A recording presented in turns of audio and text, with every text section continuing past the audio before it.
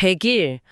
만약에 우리가 온라인 쇼핑몰에서 주문한 택배를 100일 동안 기다려야 한다면 그건 거의 영겁의 시간처럼 느껴질 겁니다. 와, 상상만 해도 벌써 숨이 턱 막히는데요. 그렇죠. 그런데 만약 그 기다림의 대상이 갓 태어난 첫 손녀라면 어떨까요? 항상 새로운 지식과 통찰을 찾아 헤매는 배움을 즐기시는 청취자님, 오늘 심층 탐구 시간에 오신 것을 환영합니다. 자, 이제 본격적으로 파헤쳐볼까요? 네, 오늘 우리의 미션은 최근 저희가 입수한 아주 흥미로운 사례 연구 하나를 해부해보는 것입니다. 맞습니다. 도시에 사는 큰딸이 어렵게 둘째를 낳았는데 여러 가지 조심스러운 상황 때문에 손녀를 만나기 위해 무려 100일을 기다려야 했던 70대 시골 노부부의 이야기입니다. 처음 시작은 참 먹먹하죠. 할아버지는 스마트폰 속 핏덩이 같은 손녀 사진만 보면서 마스크 서너 겹 쓰고 잠깐만 보고 오면 안 될까 하고 애를 태우시고요. 네네. 그런데 할머니는 요즘 세상이 어떤데 100일 전까진 꾹 참고 조심해야지 라며 말리십니다. 매일 달력에 가위표만 치며 한숨 짓는 그런 상황인 거죠. 이 도입부만 들으면 그냥 애틋한 가족 이야기구나 하실 수 있습니다. 하지만 이 자료를 끝까지 분석해보면 이 안에는 현대사회의 기술 그리고 세대 간의 소통에 대한 엄청난 통찰이 숨어 있습니다. 여기서 정말 흥미로운 점은요. 이 노부부가 일상적인 스마트폰이라는 기기를 통해서 그 지루하고 고통스러운 기다림의 시간을 어떻게 완벽하게 창조적인 준비의 시간으로 뒤바꿔 놓았는가 하는 점입니다. 맞습니다. 오늘 청취자님은 이 탐구를 통해 시니어와 디지털 기기라는 뻔한 주제를 넘어설 수 있을 겁니다. 일상 속 기술이 어떻게 인간의 무력감을 치유하는지에 대한 아주 새로운 관점을 얻게 되실 거예요. 이야기의 전환점은 달력만 쳐다보던 이 시골집에 동네 어르신들의 디지털 해결사 마중물쌤이 등장하면서부터입니다. 보통 정보화 교육이라고 하면 키오스크에서 햄버거 주문하는 법이나 앱 가는 법을 가르쳐주는 걸 상상하잖아요. 그렇죠. 저도 그거부터 떠올렸어요. 그런데 이 마중물쌤의 접근법은 완전히 달랐습니다. 다짜고짜 할머니 할아버지의 100일 선물 프로젝트를 영상으로 찍자고 제안을 한 거죠. 그 첫 번째 결과물이 정말 대박이었습니다. 네, 할아버지가 텃밭에서 약 한 번 안 친 유기농 배추를 쑥 뽑아들고는 카메라를 향해 이렇게 외치십니다. 요거 먹고 네 엄마가 젖이 숭숭 나와야 네가 쑥쑥 크지. 진짜 투박하지만 너무 진심 어린 영상이잖아요. 거기에 귀여운 아기 이모티콘까지 더해져서 딸에게 전송이 됩니다. 할머니 반응도 엄청 흥미로워요. 장롱 깊숙한 곳에서 고운 천을 꺼내시고는 돋보기를 쓰시고 베넷 저고리 바느질을 시작하십니다. 화면 아래에 막 세상에서 가장 귀한 한정판 의류 이런 자막이 붙어요. 완전히 한 편의 훌륭한 다큐멘터리가 완성된 거죠. 이 대목에서 우리는 마중물쌤의 개입이 심리학적으로 왜 그토록 강력하게 작동했는지 볼 필요가 있습니다. 심리학적인 이유가 따로 있나요? 네, 심리학의 자기결정성 이론에 따르면요. 인간이 내재적 동기를 유지하기 위해서는 세 가지가 필요합니다. 바로 자율성, 유능성, 그리고 관계성이라는 심리적 욕구입니다. 그러니까 처음 노부부가 달력만 보며 우울해했던 이유는? 네, 이 세 가지가 모두 결핍되어 있었기 때문입니다. 딸과 손녀를 위해 아무것도 할 수 없다는 무력감이 문제였던 거죠. 통제할 수 없는 기다림은 인간을 극도로 수동적으로 만드니까요. 그런데 카메라가 켜지는 순간 상황이 완전히 역전된 거네요? 정확합니다. 무엇을 찍을지 스스로 결정하는 자율성, 새로운 기술로 영상을 만들어내는 유능성, 그리고 그걸 통해 가족과 연결되는 관계성이 한 번에 충족된 겁니다. 노부부는 더 이상 날짜가 가기만을 기다리는 수동적인 피해자가 아니게 된 거군요. 매일 새로운 이벤트를 기획하는 적극적인 컨텐츠 크리에이터로 변신하신 거네요.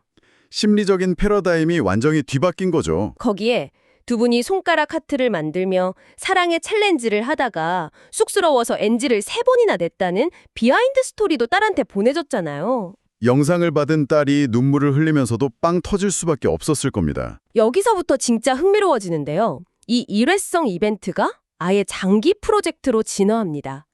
마중물쌤이 타임캡슐 박스라는 아이디어를 던지자 어르신들 일상이 거의 100만 유튜버 브이로그처럼 변해요. 할아버지 농사일기 1화 이런 거 찍으시고요. 맞아요.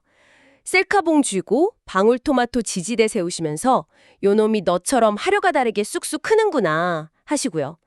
할머니는 들꽃 말려서 꽃누르미 카드 만들고 소툰 솜씨로 꽃처럼 예쁜 우리 손녀라고 메시지를 보내십니다. 김이 모락모락 나는 솥에서 조청 만드시는 과정도 중계하셨죠? 그런데 여기서 우리가 주목해야 할 가장 핵심적인 현상이 있습니다. 어떤 현상이죠? 바로 이 영상들에 대한 도시 아파트 쪽, 그러니까 아기의 반응입니다. 딸이 보내온 답장 영상을 보면요. 아기가 할아버지 얼굴을 직접 본 적도 없는데 스마트폰에서 할아버지 목소리가 흘러나오니까 비씨씨 웃으며 반응한다는 겁니다. 와, 저도 그 부분에서 정말 놀랐어요. 직접 안아주지도 않았고 냄새를 맡게 해준 것도 아닌데 스크린 너머의 목소리만으로 유대감을 느낄 수 있는 걸까요? 아기가 그냥 화면 빛에 반응하는 건 아닐까요? 물론 시청각적 자극에 반응하는 부분도 있겠죠. 하지만 이것을 비동기적 커뮤니케이션의 관점에서 보면 훨씬 더 깊은 의미를 찾을 수 있습니다. 비동기적 커뮤니케이션이요. 네, 우리는 보통 실시간 영상통화로 얼굴을 마주봐야만 가장 좋은 소통이라고 생각하잖아요.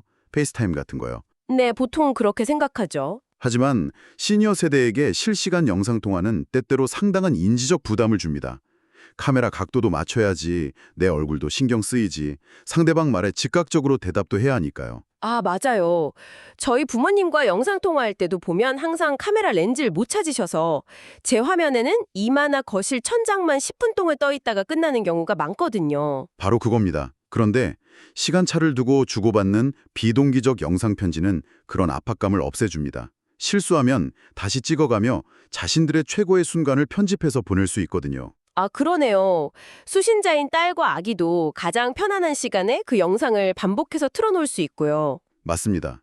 아기는 100일이라는 시간 동안 할아버지의 특정한 목소리 톤, 할머니의 다정한 억양이라는 청각적 애착에 완벽하게 적응해 나간 겁니다. 물리적으로는 단절되어 있었지만 스마트폰이라는 디지털 오작교가 더 밀도 높은 유대감을 형성할 수 있는 인큐베이터 역할을 해준 셈이군요. 시공간을 초월한 교감인 거죠. 그런데 100일이 보름 앞으로 다가오면서 이 시골집 브이로그에 갑자기 블록버스터급 긴장감이 감돌기 시작합니다. 할아버지가 가서 어리바리하게 있으면 안 되잖아 라며 기상천외한 예행 연습에 돌입하시거든요. 네, 마중물샘의 특훈이 시작됐죠. 할아버지는 스마트폰 밝기 조절 기능을 완벽히 숙지하시고는 감나무 밑을 이리저리 비춰보며 이른바 황금 명당 조명을 찾아내십니다. 할머니의 공간 연출력도 예사롭지 않았습니다. 안방에 있던 고운 자수보를 벽에 걸어서 빈티지 포토존을 구성하시고 배경을 흐리게 하는 인물사진 모드까지 마스터하십니다. 하이라이트는 고속연사 기능, 즉 버스트 모드였어요. 아기들은 가만히 있지 않으니까 찰나를 포착해야 한다며 마당에서 뛰어다니는 강아지를 향해 셔터를 연사로 누르십니다. 손녀 발가락 꼼지락거리는 것도 다 담아올겨 하시면서요. 강아지가 아주 좋은 모델이 되어줬죠. 솔직히 젊은 사람들도 기능이 복잡해서 잘 안 쓰는 경우도 많은데 어떻게 이렇게 단기간에 고난도 카메라 기술들을 다 익히실 수 있었을까요? 흔히들 어르신들은 새로운 기술 배우기 힘들어한다고 생각하잖아요. 그 지점이 바로 노년학, 특히 제로온 테크놀로지 분야에서 가장 중요하게 다루는 핵심입니다.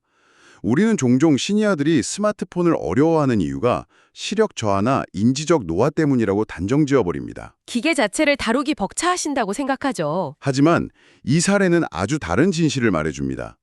기술을 배우지 못하는 것은 능력이 부족해서가 아니라 그것을 배워야 할 절박하고 강력한 동기가 없었기 때문이라는 것이죠. 단순히 은행 앱이나 키오스크 사용법 같은 기능적인 교육은 어르신들의 마음을 움직이지 못한다는 거군요. 그렇습니다. 심리학자 에릭 에릭슨의 발달 이론을 보면 노년기의 핵심 과제 중 하나가 바로 생산성입니다. 다음 세대를 보살피고 자신만의 유산을 남기고자 하는 강력한 본능이죠. 아, 내 손녀의 가장 예쁜 모습을 내 손으로 담고 싶다는 본능적인 열망이군요. 네, 그게 완벽한 동기부여가 되자 복잡한 기술적 장벽은 더 이상 문제가 되지 않았던 겁니다. 그 유산이라는 말씀이 정말 와닿는 게 100일을 일주일 앞두고 보낸 D7 영화 예고편 영상에 그 진심이 폭발하거든요. 이 영상은 정말 감동 그 자체입니다. 눈물바다가 됐다고 하죠. 할아버지가 창고 구석에서 오래된 나무 상자를 여시는데 그 안에 70년을 간직한 은수저 세트와 빛바랜 금반지가 들어 있었어요. 큰딸 100일 때 형편이 어려워서 잔치도 못 해준 게 한이 되셨던 거죠. 그걸 손녀에게 주려고 그 긴 세월을 간직해 오신 겁니다. 할머니도 목이 쉰 딸을 위해 정성껏 그린 배즙을 카메라 앞에 보여주셨고요. 클딸이 이 영상을 보고 우열을 했다고 합니다. 진짜 눈물이 날 수밖에 없는 상황이에요. 이 장면은 기술이 어떻게 인간의 가장 깊은 감정을 실어 나르는 완벽한 그릇이 될 수 있는지를 훌륭하게 보여줍니다. 가장 아날로그적인 유산과 가장 디지털적인 매체의 결합인 셈이죠. 여기서 기술은 화려하게 자기를 드러내지 않고 투명한 통로 역할만 충실히 한 거네요. 자, 드디어 그토록 기다렸던 100일 당일입니다. 할아버지의 낡은 트럭에는 직접 짠 들기름부터 수탉이 낳은 유정란까지 손녀 조공꾸러미가 한가득 실립니다. 마침내 현관문이 열리고 진짜 손녀를 마주하게 된 거네요. 네, 청취자님. 한 달 내내 강아지를 찍어가며 연사 모드를 연습하셨던 할아버지. 과연 그 순간 어떻게 하셨을까요? 아주 극적인 반전이 일어났죠. 맞습니다. 그토록 연습했던 스마트폰은 주머니에서 꺼내지도 않으시고 내 강아지 진짜 너로구나 하시며 왈칵 손녀를 안아버리십니다. 카메라 앵글이고 조명이고 머릿속에서 하얗게 지워진 거죠. 최고의 크리에이터가 되셨던 분이 정작 실전에서는 스마트폰을 완전히 놓아버린 겁니다. 이게 약간 아이러니하지 않나요? 그 연습들이 다 헛수고가 된 건가 싶기도 하고요. 전혀 그렇지 않습니다. 오히려 저는 그 순간이 이 전체 프로젝트가 도달한 가장 건강하고 완벽한 결론이라고 생각합니다. 완벽한 결론이요? 만약 할아버지가 손녀를 만난 그 감격스러운 순간에도 스마트폰 화면만 쳐다보며 셔터를 누르기에 바빴다면 어땠을까요? 아우, 생각만 해도 주객이 전도된 느낌이네요. 눈도 안 마주치고 렌즈만 들이댄다면요. 바로 그겁니다. 기술의 궁극적인 목적을 여기서 알 수 있죠.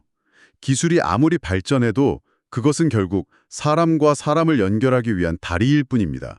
목적지에 도착했다면 다리 위에서 내려와야 하는 겁니다. 와, 다리 위에서 내려와야 한다는 표현이 참 좋네요.